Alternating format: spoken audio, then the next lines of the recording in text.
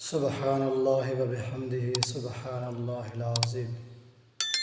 آج ہماری گفتگو کا موضوع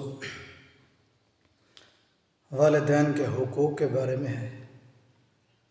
حضرت ابن عباس رضی اللہ تعالی عنہ نے کہا کہ رسول اللہ صلی اللہ علیہ وسلم نے فرمایا کہ جس نے اس حال میں صبح کی کہ ماں باپ کے بارے میں اللہ تعالیٰ کا فرما بردار رہا تو اس کے لیے صبح ہی کو جنت کے دروازے کھل جاتے ہیں، اور اگر والدین میں سے ایک ہو تو ایک دروازہ کھل جاتا ہے۔ اور جس نے اس حال میں صبح کی کہ والدین کے بارے میں خدا تعالیٰ کا نافرمان بندہ رہا تو اس کے لیے جہنم کے 2 دروازے کھل جاتے ہیں، اور اگر ایک ہو تو ایک دروازہ کھل جاتا ہے۔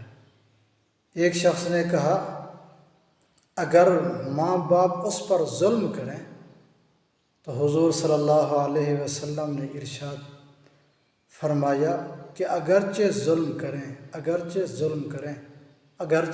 کریں، یعنی حضور صلی اللہ علیہ وسلم نے یہ کلمات 3 مرتبہ فرمائے۔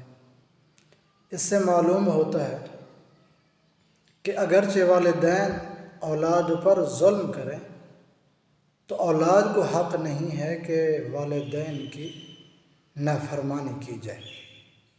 اس طرح ایک دوسری روایت میں ہے، حضرت عبداللہ بن عمر رضی اللہ تعالی عنہ نے کہا کہ حضور صلی اللہ علیہ وسلم نے فرمایا کہ پروردگار کی خوشنودی باپ کی خوشنودی میں ہے، اور پروردگار کی ناراضگی باپ کی ناراضگی میں ہے۔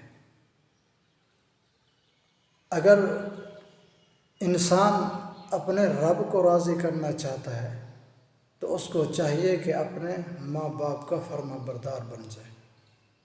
اگر والدین راضی ہیں تو اللہ کی ذات بھی راضی۔ خدا نخواستہ اگر ہم نے والدین کی نافرمانی کی ناراض کیا تو اللہ بھی ناراض ہوں گے۔